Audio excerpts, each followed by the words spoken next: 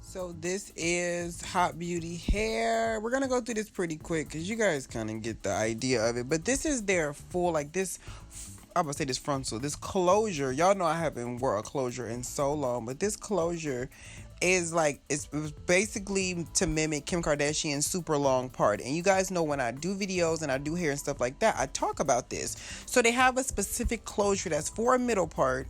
I mean, you can wear it in the side part, but it's just gonna look really weird because it goes straight back.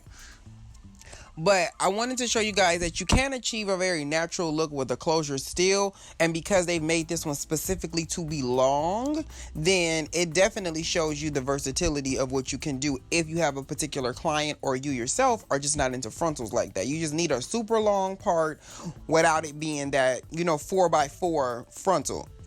I mean, closure. I haven't wore a closure in so long, y'all. It's not even funny. So what I did was I used this cap that they gave me because I just wanted to use everything in which they offered. And with that, it came with this very mesh lace-ish type of cap, which I will say that I'm kind of mad that I used it because of the fact that the actual cap has like these little padding. It's like sweater material. You know how like around your sweaters, around like the collar and the I forgot what it's called. It's on the tip of my tongue too, but it's kind of like that. So it doesn't lay as flat as I would like it in the front because of that reason. So I just went ahead and sewed it down. What you get, they gave me two bundles. They gave me a bundle of 12-inch and a bundle of 14-inch. And I went ahead and hot glued this because I already knew that for me to sit here and glue this would have just been a lot for no reason. You know what I'm saying? I mean, sewed it. Y'all, I'm over the place. To sew it, it just would have been a whole lot for no reason. So I just opted to go ahead and hot glue it. And I do this all the time when I'm doing really quick units where I don't feel like if it's something basic, like I'm about to just wear a blunt bob, I'm not going to put all of this extra into it. But when I have things like color and stuff like that, I know how to like distribute the color and keep washing it. It's better that I sew it. So I'm just using an Art Mine glue gun and the bigger Art Mine tubes. They come really long. They're not the small like .44 ones, or was it I think the .18 ones. I think that's what it was, one of the two, but I'm not using the smaller ones. I'm using the thicker ones and the thicker long ones. So I'm just, since it's since it's only two bundles, what I'm doing is I'm just spreading them out evenly so I can make sure that everything ends up covering, because that's not a lot. I wish they would have sent me like 2.5, maybe even 3, and I would have leftover hair.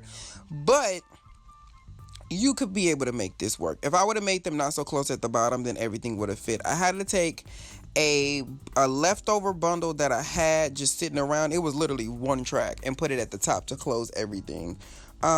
Which I believe is some old Hot Beauty hair that I actually already had sitting around. I went and looked for the box because those boxes, I still keep a lot of them, and when I have extra hair, I just keep it for reasons like this, so I can keep the hair cohesive to the brand. So if you're gonna hot glue a unit, just be careful to not burn yourself, because I've got a couple of marks, especially one on my leg, which is so random, from a glue that just like dripped off, and it got me bad. It looked so gross. So that's all we're doing here, is we're just going to go around the entire head. You see I'm putting a lot of space, which then it starts to look, if you ever wore like a lace front, and they put the tracks in the back, it starts to look like this. When you move the hair in the back, it has this, because it's not a lot of hair that's on to the actual cap. But once you put the rest of that hair at the top of that closure, and then you bring everything down, then yeah, for sure. So that's all it is. I just wish I would have used one of my own caps, the ones I use all the time, because I feel like if I would have done that, this would have been a better situation. I just wasn't crazy about, because I knew it was a closure, and you already know closures are a little bit harder to make look natural than frontals are, because frontals give you much more flexibility. And because Kim's part is so clean, I didn't want to pull out any baby hair in the front. I wanted to leave it exactly as if the photo that you guys see in this thumbnail, I wanted you to see it like that. Kim got hers I don't know if she got it lasered off or she gets it waxed off. But if you look at Norv's hair, that's how Kim's hair used to look. If you look at it now, she makes sure she gets no baby hairs. Everything is super clean. So I wanted to keep it like that. Now, while I'm still doing this, I want to talk about the actual closure itself. It's really nice. Like, it's super duper, like, to the point.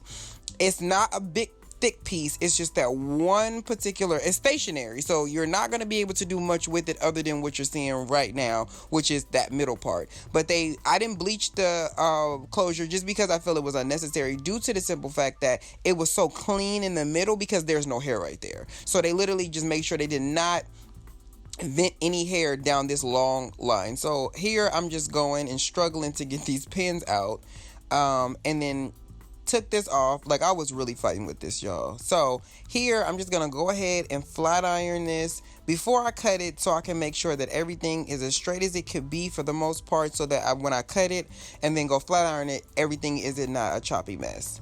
And you guys know flat ironing is not enough. I use my Sebastian's hairspray, and then I use my Beyond the Zone flat iron spray. So you can see it has a nice little flow to it. So here I'm just gonna go, because I'm going based on what hers looked like, and we're just gonna go through and give it a nice, so this is how I just usually start what my cut is gonna be, and then from there I go and even it out, and we just go all the way around, and literally you just following the line of cutting. Now, her hair was not even all the way around. It seemed to be that it was shorter in the back and then a little bit longer in the front from the photos that I've seen. So I tried to keep it as close to that as possible without not making it look like an asymmetrical bob, because that's not what she had. But I wanted to get as close as possible. So use some super sharp shears, and I like to not go from one side and all the way around. I like to do the fronts first, because I find if you go all the way around, you're gonna come back on the other side and it's gonna be so uneven. Like, it's gonna have a slant to it, and you don't want it to have a slant to it where now you got to cut it shorter. So I tend to do the fronts first, and then I go ahead and do the back. But literally all you're doing is literally just cutting. Just cut it all. And that's pretty much what I'm doing here. Like, anyway.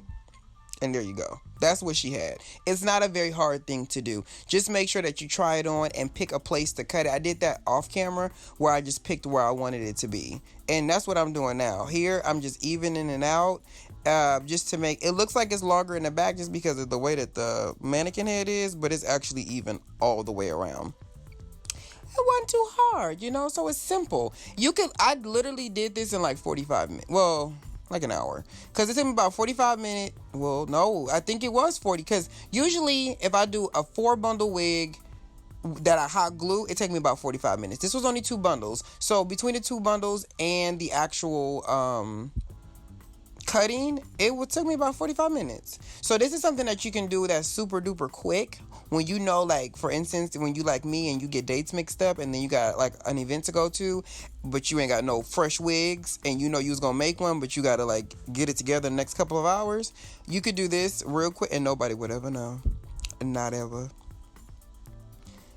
So yeah, that's pretty much it. And then you just try it on to make sure it's good. Just make sure that when that wind blow, girl, you don't you grab them sides, because again, this is not a frontal, boo. This is just a closure. And I like to go in with my clippers, as y'all know, and these are just some regular like $19 Conair clippers that I go in with and even things out. And then I'm gonna go over it again with the flat iron to make sure that everything is super smooth, and then you'll be done.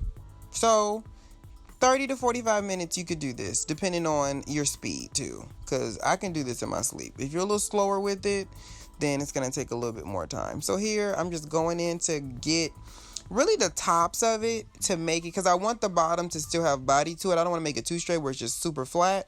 So I'm taking some Sebastian's, and we just going in. I had already sprayed the entire head with the flat iron spray. It does give it this nice shine. The hair didn't come like this. I actually put it in with the shine, but it just gives us this nice sealed in factory slayed look. Do you see how far that part goes back? Girl, inches. Okay, so you guys know I call them the Kardashian parts for a reason. So I thought this was very smart for them to go ahead and make, and there you go. So her hair pretty much looked just like this. It was super quick. I look super dry. And I hope you guys enjoyed this. Catch y'all on my next one. Peace.